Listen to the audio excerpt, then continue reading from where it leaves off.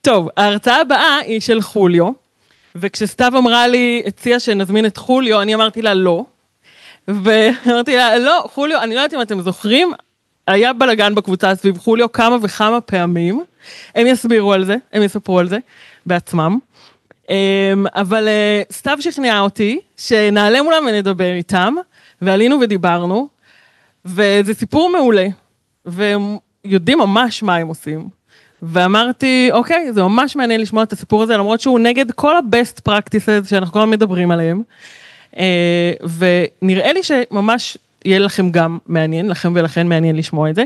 אז גיורא המייסד של חוליו, ודוביק המנכ"ל של חוליו היום, יספרו איך הם הגיעו לממשק בהיבריש, שעליו היה כל הבלגן בקבוצה. אז בבקשה, גיורא. שמי גיורא, אני הקמתי את חוליו ב-2012. כן, 2012.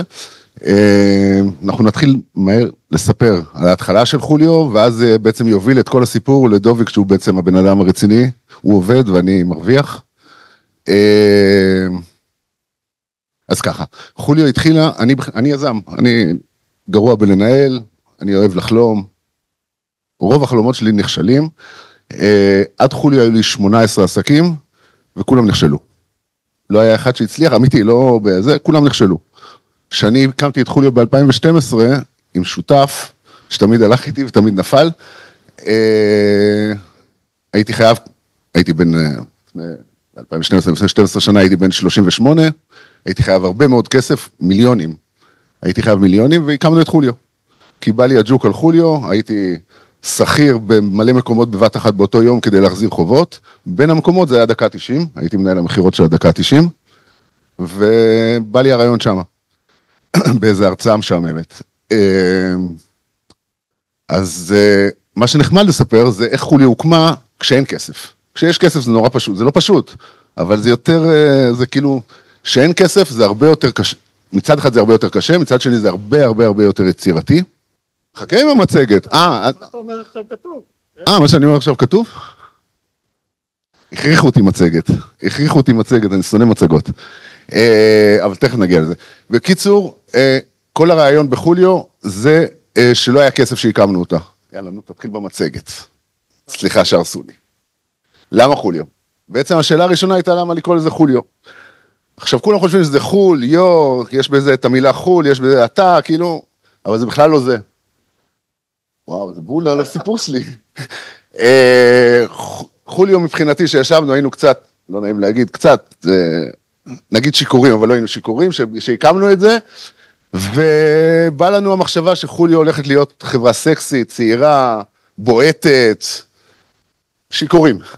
אני והשותף, ואמרנו מי סקסי, שכל אחד יגיד סקסי, גם גבר, גם אישה, כולם יגידו חוליו, איגלסיאס, הבן שלו עוד יותר חתיך, ולכן בא לנו חוליו. זו הסיבה הראשונה, היא לא קשורה בכלל, למה זה חוליו.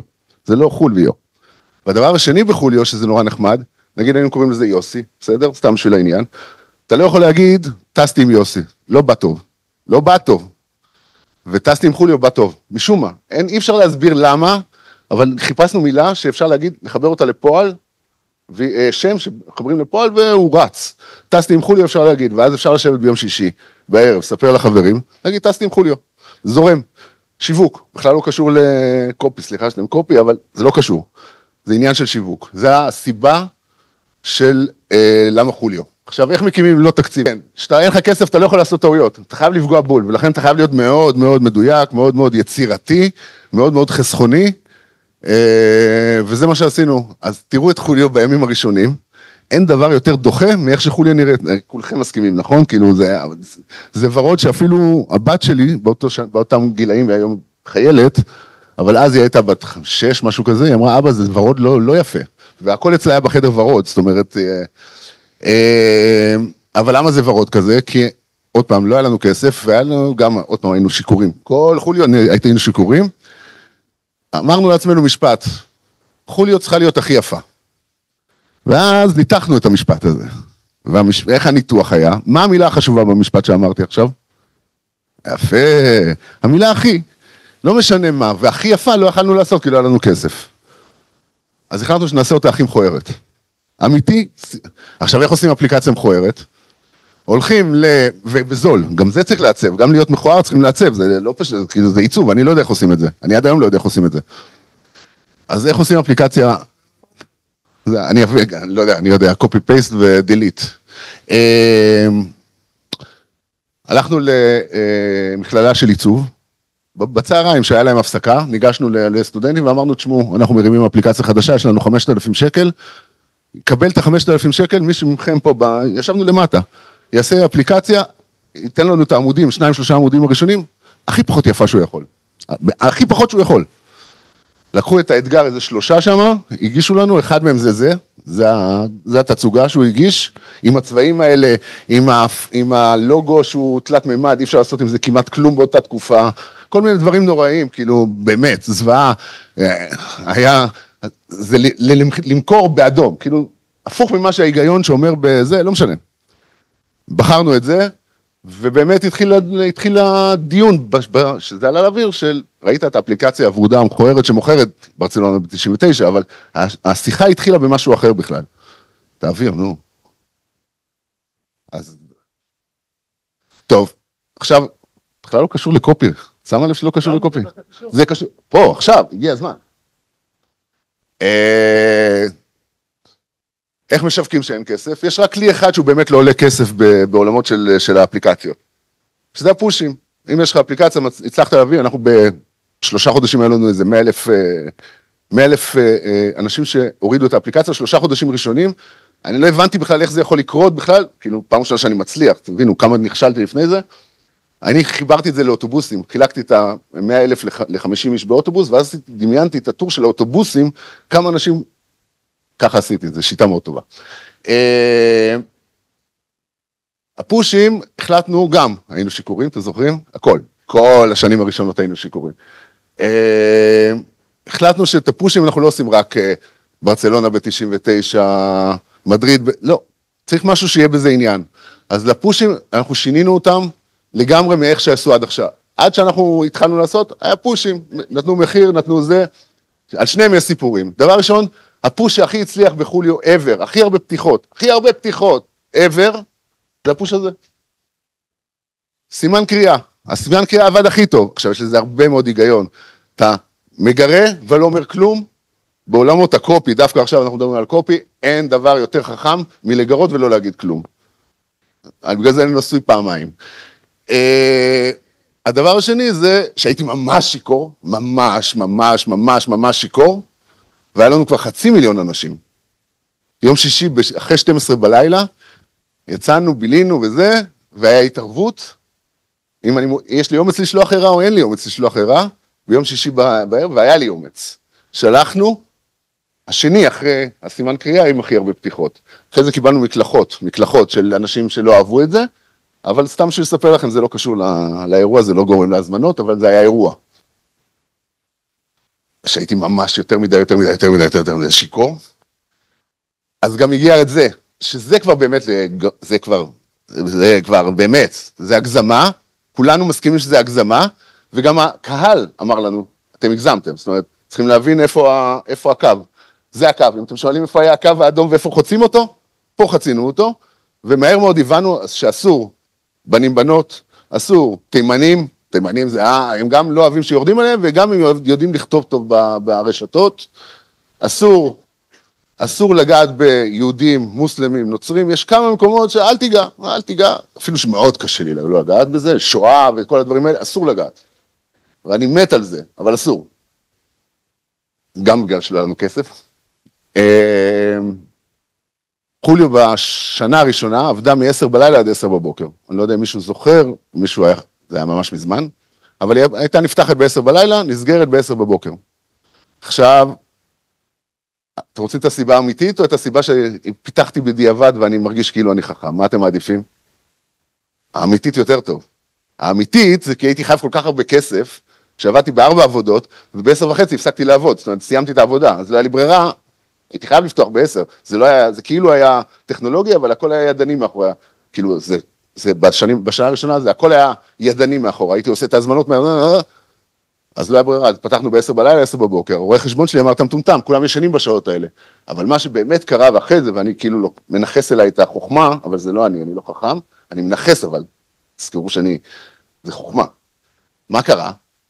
מ-10 בבוקר, שמנו כזה שלט כמו מתמנע, כמו על דלת של הסנדלרים כזה, סגור, נפיע בזה. ומדי פעם במהלך היום זרקנו טיזרים דרך פושים, מה יכול להיות שיהיה בערב, לפעמים זה היה, לפעמים זה לא היה. ואז הגיע מצב שב-10 בלילה, כולם היו בטירוף לראות מה קורה שם ב-10 בלילה, כי באמת היו לנו המחירים הכי טובים, לא היה, זה לואו קוסט, לא היה, אף אחד לא היה עוד ב-99. זה באמת, חוץ מזה שהיא עשתה סחר מצוין, זאת אומרת, זה לא רק השטויות שלי, אבל ב-10 בלילה כולם חיכו לזה. דיברנו עם החברת שרתים, הם אמרו לנו שהלחץ שהיה ב-10 בלילה, מאוד דומה ללחץ שהיה, שוויינט חווים, כשיש פיגוע באותה תקופה. זאת אומרת, הפתיחות המהירות, זה מה שקרה ב-10 בלילה בחוליו. וכולם נכנסו ב-10 בלילה בטירוף. עכשיו, היה לי מעט מאוד טיסות, כי אף אחד לא רצה לעבוד איתנו בהתחלה. היום הם עומדים בתור, לדורביק הם עומדים בתור, כולל אל על, כולל כולם, כדי לעבוד. לא סתם יש היום אל על ב$900 בחוליו. כולם עומדים בתור. אז אני אמרתי, התחננתי, אז היה לי 30 מושבים, 50 מושבים, משהו כזה. עבדתי התחיל ב-10, ב-12 כבר לא היה לי מושבים. זאת אומרת, אני בכלל ישנתי כמו תינוק כל הלילה, ועבדתי שעתיים בלילה על חוליו. זה כל מה שקרה. אבל זה בעצם תור וירטואלי, ומה זה תור וירטואלי? אנחנו לא יכולים, אני אתן לכם ברגע דוגמה, שאתם הולכים בחול, לא פה בארץ שאנחנו מכירים, אתם הולכים בחול, בשדרה כזאת של מסעדות. מסעדה אחת יש בה תור, מסעדה אחת אין בה תור. אתם לא יודעים הרי בעצם איזה מסעדה טובה או לא מסעדה טובה. אתם ודאי תלכו לאיפה שיש תור, אתם לא תלכו לאיפה שאין תור, כי בראש, בלי להגיד כלום, אתם אומרים, אין תור, לא אוכלים שם, דגים שם במקרר, נשארים שבועיים, אני לא נכנס לשם, הם מחלות. אתה הולך לאיפה שהתור, זה לא אומר שזה. זה בדיוק מה שקורה בתור וירטואלי, רק אף אחד לא יודע. כולם כבר נלחצו, כולם אמרו, אנחנו נעמוד בתור. טק, נכנסו בזה, זה תור, בדיוק מתנהג כמו תור שאנחנו רגילים, אבל אף אחד לא רואה אותו. זה מה שקרה בחוליו. עכשיו זה בדיעבד, אתם זוכרים, כל זה רק בגלל שלא יכלתי לעבוד בבוקר. היה לי עובד דיסלקט. אחלה עובד חמוד, דיסלקט, שנים. עדיין, כאילו, עבד עד לפני עוד לא מזמן, נכון? הוא עבד שנים. אמרתי, יום אחד אני צריך לנצל את הדיסלקטיות האלה, כמה אני יכול לסבול. אמרתי לו, תעשה פוסט, נעלה בפייסבוק. אני יודע איך הוא כותב. כתב את הפוסט השיווקי שלנו, טוב, לא, איכותי, משהו איכות, והעלינו את זה בכוונה.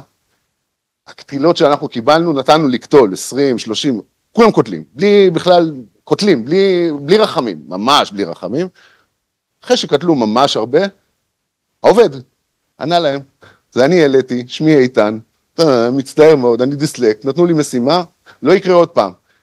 100 סליחות, כולם ביקשו סליחה, כולם התחננו שרק שאלוהים לא ישמע, רק לגיהנום, לא להגיע לגיהנום, אני והוא ישבנו ככה, כמו שני שטן וזה, כולם התחננו, זה עשה רעש באותה תקופה, זהו, אז זה היה אחד מתוכנן, כולם מתוכננים פה. השני זה, עשינו פוסט שלם, ממש ארוך, שהדבר היחידי שאולי היה ג'יבריש בתוכו, זה היה המילה ברצלונה ו-99. כל השאר היה הפוך, בעברית אנגלית, משהו שאי אפשר להבין כלום. זה גרם למחירות בטירוף, ולמטה כמובן לינק. זה גרם להמון מחירות, אי אפשר להבין כלום. אתה לא יכול לקרוא את הפוסט הזה, חוץ מברצלונה 99. זה טיפ, אל תעשו את זה, זה לא עובד אחרי זה. פעם אחת עבד. על זה היה לנו ויכוח. הפרזנטור עכשיו, כמה שנים כבר זה יתושה. עכשיו, יתושה יש לה בעיה. פה דווקא אני הייתי הסולידי, אמרתי, אי אפשר יתושה.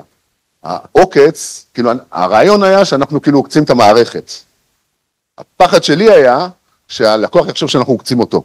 זה כאילו, אז היה ויכוח גדול בדירקטוריון, שאני הפסדתי בו, העלינו את זה, זה התפוצץ. עבד, עובד, מצוין, יש על זה שפה, מדברים על זה.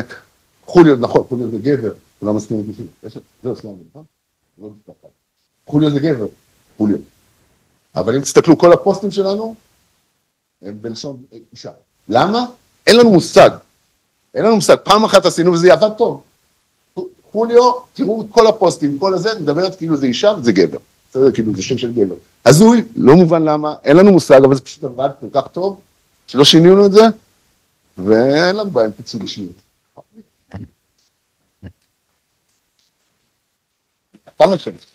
כן, טוב, תודה רבה גיורא. אז בעצם אני פה בשביל לדבר על מה שקרה לאחרונה, גיורא דיבר על כל ההיסטוריה, הוא באמת הקים את הדבר הנפלא הזה שנקרא חוליו, אבל בעצם אחרי כמעט 12 שנה, החלטנו סוף סוף בחוליו לעשות סוג של מתיחת פנים, בעצם ללכת וסוף סוף לא לשנות את האפליקציה מהדבר המכוער שהייתה לפני, היו עוד כמה אבולוציות בדרך, אבל סוף סוף לעשות, לכתוב את הקוד מחדש, באמת להיכנס לעולם הפיתוח ולהשקיע סוף סוף באפליקציה כדי לתקן הרבה דברים שצריך לעשות, וגם פה אמרנו בוא נעשה את זה בדרך של חוליו ולא נעשה את זה ככה על הבא בעלה, וגם פה תקציב מוגבל, אנחנו מבינים, אנחנו לא אפליקציה של, לא חברת הייטק ולא אפליקציה שיש לה גב מאוד מאוד גדול מאחוריה, בסופו של דבר אפליקציה שיודעת למכור טיסות, עושה את זה בצורה יפה. אז בעצם אני מזכיר לכם את המסך ההוא, בעצם רצינו לקחת מסך שעבר אבולוציה בעצם לדבר כזה, שזה בעצם המסך הימני, זה פחות או יותר שנראית היום האפליקציה, ואמרנו אוקיי, יש לנו דבר כזה, איך אנחנו מתקשרים אותו, מה אנחנו עושים איתו? אז אמרנו ככה, קודם כל אנחנו רוצים לעשות סוג של השקה שקטה, אנחנו לא רוצים עכשיו לבוא ולהגיד לכולם, בואו תראו עשינו משהו מהלך גדול, אמרנו נעשה את זה ככה בסבבה, כי אם יש באגים באפליקציה אנחנו רוצים לעלות עליהם לפני שאחרים יעלו, אמרנו שאנחנו רוצים לשדר בינלאומיות, אנחנו רוצים לדבר בשפה של חוליו, ואמרנו שאנחנו רוצים לעצבן כמה שיותר אנשים. אני חושב שבהמשך הרוח של גיורא, בסופו של דבר אנחנו מבינים שכשהם מעצבנים אנשים, הם מתעצבנים, אבל הם לא מתעצבנים לבד, הם הולכים ומדברים על זה עם מישהו אחר, ואז קיבלת גם ויראליות עם כל המהלך הזה.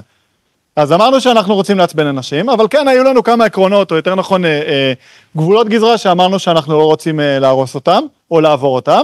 אז קודם כל אמרנו שאנחנו נעשה רעש רק במודול טיסות, חוליו היום מוכרת גם טיסות, גם מלונות ברגע האחרון וגם הופעות, אבל אמרנו אנחנו ניקח את הפרטו שלנו, את ה-80% שאנחנו מוכרים שזה הטיסות, ושם ננסה לעשות, כי זה באמת גם המודול באמת הכי פופולרי. אמרנו שאנחנו לא רוצים לפגוע בפאנל ולהיות גם ברורים בתהליך ההזמנה, אמרנו גם אם נעשה דחקה ואיזה דחקה שנעשה, אנחנו רוצים שמי שרוצה להזמין יוכל להזמין, אם הוא מבין את הדחקה או לא מבין את הדחקה, אנחנו רוצים שידע להזמין, שלא יתבלבל בדרך ובגלל זה ינטוש את האפליקציה, וכמובן לנטר את כל התהליך כדי להסביר לעצמנו מה עובד ומה לא עובד, ואם צריך לתקן במהלך הדרך, אז כמובן לתקן, כדי להבין שאנחנו לא, בסופו של דבר מפסידים פה כסף. אז ישבנו ודיברנו, ואז אמרנו יאללה, בואו ננסה לעשות סוג של אנגלית עברית, אמרנו בינלאומי, אמרנו טיסות לחול, בואו ננסה לעשות פה דחקה שמדברת עברית אנגלית, סוג של היבריש. ואז בעצם בצורה כזאת המילה מחיר הפכה לפרייס, המילה יעד הפכה לדסטיניישן, המילה תאריך המראה הפכה לדייט, המילה מזוודה, שזה קשה, איך הייתם קוראים למזוודה בעברית אנגלית? לגד, זה נראה גרוע, אבל זה ממש זה כאילו, אתה אומר לעצמך, אין מילה יותר גרועה מזה, ואין מילה שנראית יותר גרועה מזה. משך החופשה הופך ל-how long, שנראה כמו שם של סיני. טיסות נוספות הופך ל-more flights to Nice. מידע חשוב, very important, שלצערי זה גם נראה רע, אבל זה מה יש. וכמה נושאים הופך ל-how many people. אז בעצם לקחת את הדבר הזה, ואנחנו אמרנו זה צחוקים וזה דחקה וזה נחמד, אבל באמת אנחנו הולכים לעשות את זה? אז כן, עשינו את זה, ובעצם ככה נראתה האפליקציה. אז בעצם רואים פה את הסנן, שלפי זה אנשים סיננו, רואים פה את ה-more flights, אבל מה שחשוב לראות שבגדול, מי שרוצה להזמין טיסה, הוא יכול להזמין טיסה, כן? אתה רואה פה טיסה לקוס, אתה רואה פה שזה כולל מזוודה, אתה רואה את המחיר, אז נכון, יש דחקה מסביב, וזה נחמד הדחקה מסביב. אבל מי שרוצה להזמין יכול להזמין. אז בעצם באמת ככה עלינו לאפליקציה, ואפשר להגיד שלא באמת קיבלנו מחמאות. אז כל הדוגמאות פה שיש, אני חושב שאתם כתבתם, וזה בסדר, כי אנחנו אוהבים גם לשמוע ביקורת. אז כן, אני חושב, אגב, לא רק מכם, לא כל כך אהבתם וזה בסדר. כן, די קטלו את הדחקה, לקחנו את זה בחשבון אגב, כי אמרנו שאנחנו רוצים לעצבן אנשים, אז נראה לי שהצלחנו לעצבן. אבל, אני מחזיר אתכם חזרה לזה שגם ניתרנו את כל המהלך, כדי להבין אם אנחנו בדרך או לא בדרך, אם אנחנו פוגעים בעצמנו או לא פוגעים בעצמנו. אז בעצם מה שעשינו, העלינו ABC טסט, העלינו בעצם 3 אפליקציות, פה אנחנו רואים דסקטופ ולא אפליקציה, אבל בעצם העלינו 3 ורסיות, להעביר אחרי שבוע, כדי להבין בעצם לעשות AB טסט על הדבר הזה, ABC, אז למעלה רואים בעצם את הגרסה הסאחית, את הדברים הרגילים, נקרא לזה ככה, מצד שמאל אתם רואים סוג של,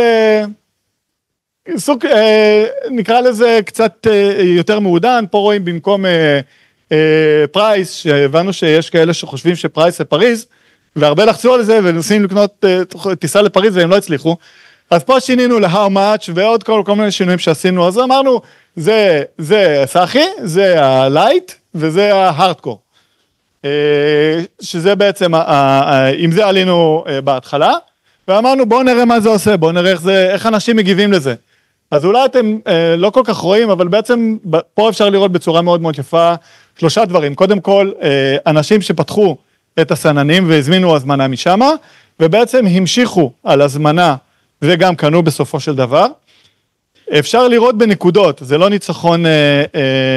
זה לא ניצחון מהותי, אבל בעצם הגרסה השלישית, גרסה דוביק, שזה גרסה שלי, מנצחת בנקודות בין 3 הגרסאות. אז כאילו, הדחקה אולי לא הייתה אהובה, אבל בסופו של דבר, אני לא אומר שהיא עבדה, אבל היא לא עשתה נזק.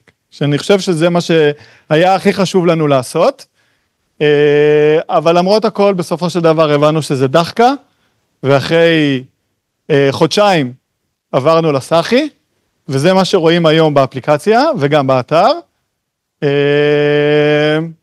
זהו, בסופו של דבר אני חושב שזה משפט שמזקק פה את הכל. זה חוליו. חוליו אוהבת לעצבן אנשים, אבל בנחמדות נקרא לזה ככה. זהו.